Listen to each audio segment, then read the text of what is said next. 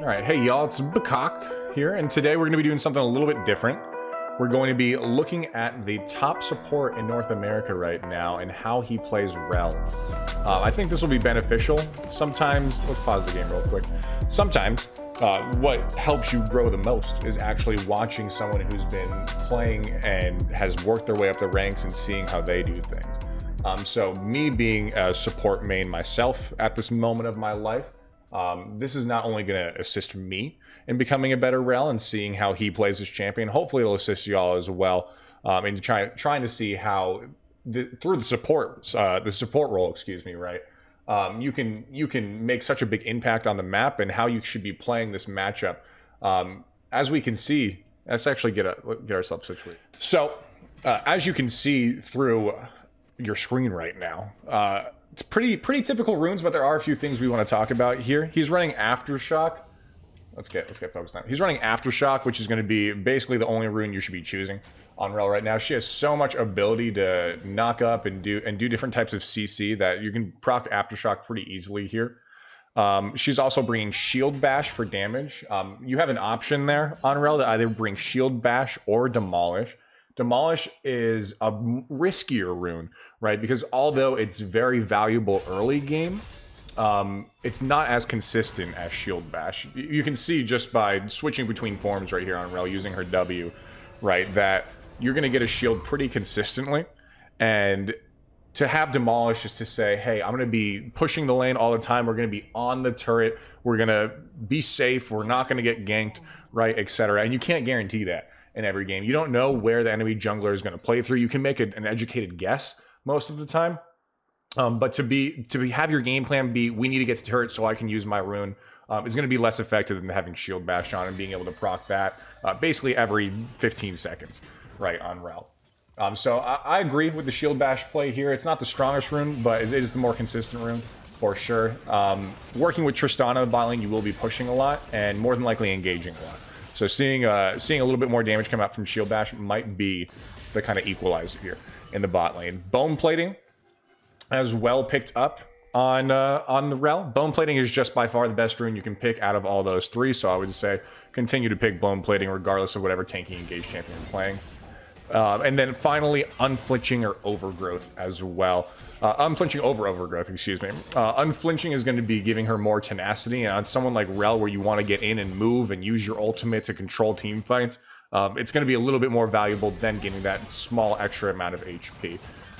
So let's go ahead and pop into the bot lane real quick, and we see that already, if you've been watching the screen as I've been talking about runes, that although Gragas is not a typical support played by Kenji down here, he does have the ability, right there, does have the ability that when Rell tries to engage, to basically shut that down with his body slam. So we can see Kenji on the Gragas support doing a good job of that. From Iron being very aggressive early on after getting that level 2. Tries to move in, but he has a very confident support player that he's against right here. Here comes the Hex Flash and potential additional engage. No, not going to go there. So too deep into the lane to obviously make that engage at this point. Also being down a summoner spell isn't going to be the worst thing for this Rell. Again, just need to be careful of these ganks, especially when you're paired up with a Tristana that is going to be perma pushing the lane with her passive, with her E passive. So it's not going to be an easy bot lane, that's for sure. But he does have a pretty decent lane partner in the Tristana because they can both jump in at the same time. And using that Hex Flash is something that you should really be focusing on as a lower tier player as well. I see a lot of supports bring the Hex Flash rune and only using it for an engage or to hop over a wall. It's up every 10 seconds. And so what you're going to see in this game is that from Iron, whenever he has a decent opportunity to use the Hex Flash, whether it be to get around vision or just get somewhere a little bit faster, he's going to use it because why not? It's free. He does see the Gragas down here using his sweeper. Does get behind him, so the body slam isn't an option, and actually does get the knockup, but not on Bavoy, on Ezreal. His AD carry goes down immediately, and now from Iron, will he give up and just try to take a death here? No, he's going to try to get away. He has that speed boost thanks to his W. And again, he has Hex Flash, so more than likely, if he gets some space here, he does try, as you just saw, to get over the wall, but is unable to, is going to use his other W to go ahead and make that gap close. But blue team already making a great advance on him. And And already, right, we can see that it's not going in his favor. That's what makes this game even better, right? Is because he's gotten pretty far behind just to start here. 2 kills have gotten over to this bot lane in both Ezreal and the Gragas, and then 1 kill to the jungler as well. It's about mindset. So much of League of Legends is going to be, okay, that happened, that's fine. I know my character, what she can do, and it does not mean the lane's over, right? Tristana got a kill just there after that kind of trade in jungle. So they're not going to be in a bad place here. Uses the Scryer Orb, luckily finds an additional ward there, cleans that up. Another Hex Flash coming through to get over the wall. Again, just keep taking note of that, right? How often Hex Flash is being used. He could have went all the way around, he could have walked around, but he said, F it, let's use Hex Flash. You have it, it's a pretty valuable summoner spell. Definitely something you want to be looking to use as often as possible, and a lot of these top engaged supports will be using. His other rune that he has in his sub-tree is going to be Cosmic Insight. On Rell, some people would say potentially you can bring Biscuits as well, but Cosmic Insight is going to give you cooldown reduction on both your active items as well as your summoner spells. And that's a little bit more valuable than having Biscuits. Biscuits, again, is only going to give you power in the early game for a little bit of sustain, and if you're going in every 2 seconds, basically, right? Having the Cosmic Insight is going to let you, it's going to be power throughout the whole game, right? You're going to have your summoner spells up more often, and on someone like Rell, who really loves flashing in and using her abilities and capturing the whole team, it's more important to have those active abilities up. And more than likely, we'll see from Iron going into an Iron of Locket Solari. A Locket of Iron Solari. There we go. A Locket of Iron Solari, and using that later in the game, so that how can I say, that mastery, that rune is going to be more valuable. Let's go back real quick and see the fact that his Tristana gets into Scuffle. He's a whole level behind and jumps in again after that reset, and From Iron is ready immediately, pops his E onto his Tristana and gets that stun off. Oh, we need to focus back on him. There we go. And now you're going to see with that, he's playing smart. He knows that the blue lane is pushing. We see a lot more minions here for the blue side than anything, and he doesn't want to take that farm. He wants to make sure his Tristana gets that. Gragas is not going to have the ability to get up, so clearing vision and getting a little bit more EXP from that. While Kenji on this Gragas here is going to try to break the freeze and make sure that this Tristana, right, From Iron's AD carry isn't going to get any of this. But From Iron's going to play smart here. He's going to pull the wave down, and with Tristana now making it back to lane, he's okay to let that push into the turret. Give her all that farm, right? Lee Sin playing on the bot side. The stun goes off to Hyper on the Lee Sin, and now it's a 3v3 in the bot lane. A great ultimate coming out, and Hyper eventually goes down. And From Iron is now taking up so much damage, eventually it turns into a 4v4. And does some great interruption there. Let's go analyze. Let's go analyze and focus specifically on From Iron. So here he is. He has wards set up to see this Gragas starting to move on the Lee Sin after he takes Dragon. Lee Sin hops the wall. From Iron immediately gets a stun off on one of the most high value targets here on the Ezreal. Then does get a beautiful multiple knockup with his W there to set up a lot of CC for his team. And with that, he also switched into his armor form, right? So even though he took a lot of damage there, he wasted the time of the enemy team, not only through his CC and his knockup, but the fact that Rell is such a tanky champion, even with no additional armor or magic resist right now. Let's just look, even in horse form, so we've switched back to her having feet. But you can see even in this form on the bottom left here, 59 armor, and really no armor except for in her flex runes, and then previously about 49 magic resist as well. My camera keeps switching over. And you can see the first item that he opted into buying was actually Merc Treads. And when you think Merc Treads and looking at an enemy team, you think, okay, they have a lot of CC. I want to move. This is going to play well with my Unflinching rune that From Iron has as well on Rell, right? I'm going to have a lot of tenacity to help me not get locked up here and make plays. But really the fact that what's the main point here is that he wants some magic resist because he's playing against an Ezreal and Gragas in the bot lane. It's going to be a decent amount of magic damage that he doesn't want that he wants to avoid here or take. Hold on. Engage coming in, does go ahead and use his W after Ezreal E's. That was very important there. He held on to it until Ezreal used his shift right there. And then having a lot of help from Lee Sin, but again, that gank would not have been possible if we would have whiffed all of our abilities on Rell. So back to the boots. Level 2 boots as the first item. A lot of magic damage coming out from this bot lane, and we also have mid lane being a mage as well. We have Elise being a mage as well. Just a lot of magic damage overall on this team. So those Merc Treads, although are only going to negate the CC from just really Elise more than anybody. It's going to help him take a lot more damage. And this is pushing your lead right here. They see Ezreal coming in. Ezreal doesn't even have the ability to shift. He does here. Let's look at it real quick again, right? So Ezreal uses his ultimate, knows that they're there, but we know on the red team that we have numbers here, right? So from Iron holds, he has his W up the whole time. He holds the W, and as Ezreal's trying to predict, one more time, as Ezreal's trying to predict which way he's going to engage, right? Watch all the stutter stepping as Ezreal does. Left, right, left. But he doesn't even use the W. He just walks up to him, stuns him, and with that Ezreal being so squishy, it's enough. He doesn't even need to use his gap close ability. So beautiful play there. Yeah, sometimes just walking towards someone is almost like doing CC. It's almost like putting a CC ability on them, right? With that Ezreal trying to decide, oh gosh, which way do I go? And the whole time from Iron's coming directly at him. Right? You're basically wasting his time and wasting his movement by just having him guess which way you're going to go. So great stuff there. We see him back after that kill. Tristana takes the bot lane turret. There's no need for Iron to be in the bot lane anymore. Dragon's gone. So what's the next objective we're looking at here, right? We know Rift Herald's on the map. And we see both supports have recognized that. Gragas also in the red side jungle too. And from Iron going to start to move in, play with his Lee Sin. Misses the Scuttle Crab, but with this, we're going to go ahead and get this started. There's slight level advantage on the red team side right now. Gragas isn't level 6 yet. From Iron does have his ultimate. And now we're basically waiting for the team. We don't want to take too much damage. We know Anivia's coming as well from the mid lane. And so notice that From Iron is not just going in because he has the ability, right? Now Anivia's here. Potentially now we have the ability. Tristana's here as well. And we see a nice group up over here from the blue team. So now he's biding his time. He's basically showing presence.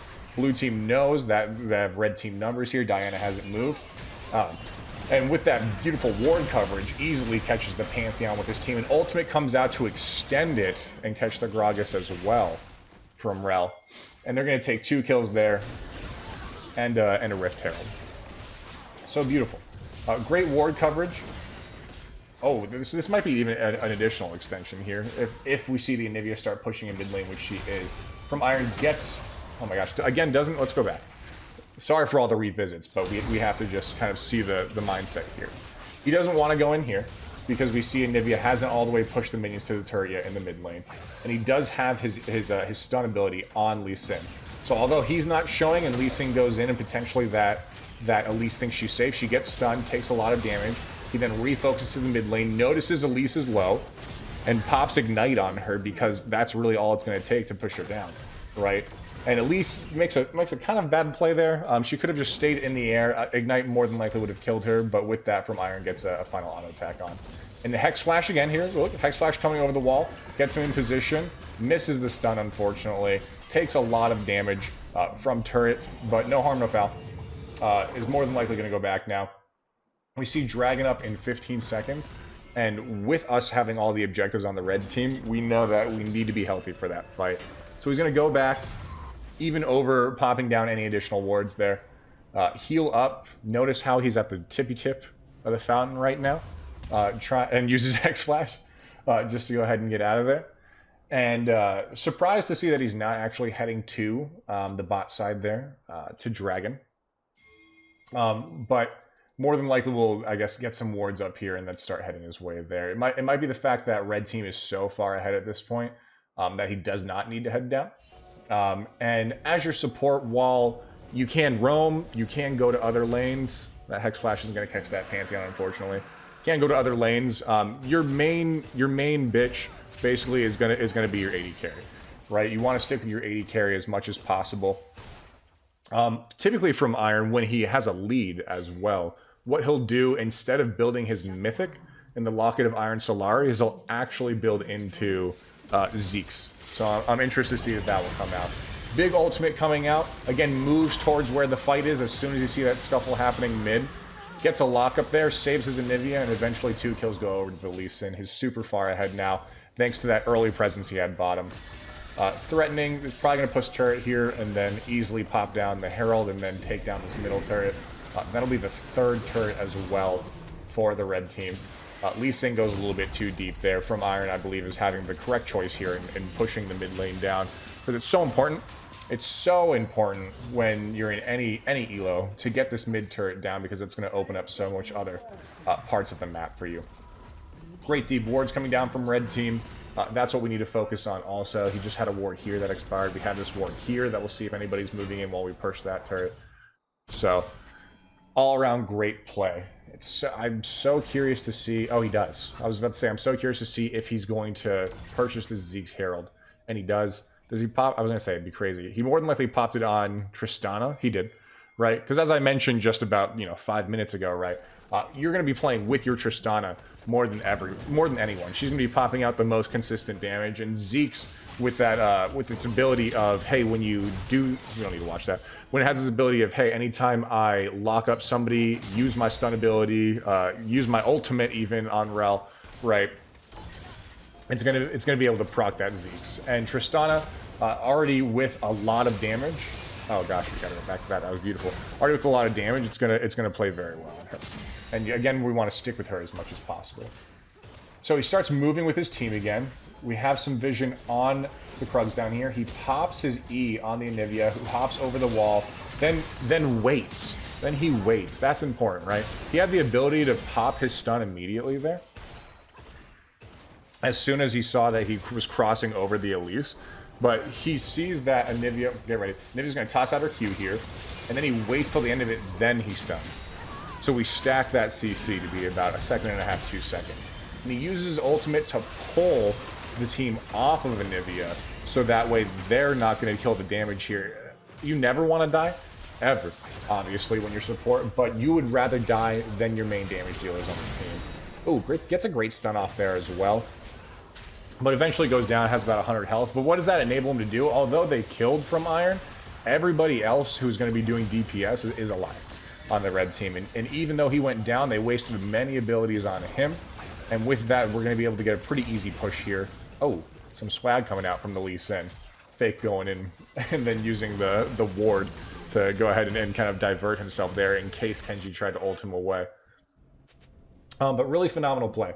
Again, Zeke's Herald, as we talked about a little earlier, isn't something you'd more than likely build first on the Rell if you were behind, right? If you were having a rough game, if you were dying a lot, if the team was losing, basically, you would more than likely want to build your locket first. But to snowball the game, Zeke's Convergence, Zeke's Convergence is going to be super strong. Another knockup coming in, playing with the team. Again, just regrouping with them as soon as possible because we see Scuffle going down on the mid lane. Popping his E on his AD carry because he wants to make sure that she stays safe. And then again, we're going to start going into jungle, making sure we have ward coverage down, killing any of the enemy team's wards, because that's going to is going to just push the game further and further. If the enemy can't even go into their own jungle, and you have much better ward coverage, as we can see all around the red team's map right now, there's almost nothing you can do on the opposite team. Ward. We had a ward there, but it's gone. Ward. Right, so that's a team effort there to put all those wards down, but it's going to be on you mostly as the support here. So don't be upset in your games. Hold on. Hex Flash into a huge ability coming out here. I can already see it. Yeah, gets a double knockup, gets a double ult. He's with his team, right? He knows his team's there, so that's what sets that up also. You have to... Sometimes you see such a juicy engage possible when you're playing these champions like Rell, and you need to almost like have restraint right? Because just because you can get a 3-man knockup or a 4-man kind of catch, right, you have to know where your team is. And From Iron saw that in the fact that he had 2-3 additional people in the mid lane with him while he was able to get that engage. And so well using Hex Flash again. What allowed him to set that up, right, was the fact that he had his team, the fact that the vision for the red team is so dominant on this side of the map, and the fact that he's that tanky also. So this game's looking pretty hopeless for the blue team now. From Iron with a score of 1-2-16. Team fight ability heavily on their side. Again, all these wards going down. You can see From Iron sweeping as he walks out of it, and team helping him. Oh, does try to save his Lee Sin, maybe oversteps a little bit there. Kind of re-engages, is so low, more than likely go down. Oh, wow. Tristana pops him, but he does eventually go down to the spear. And again, him going down first on his team is going to allow everybody else on the team to basically just kind of clean up here, right?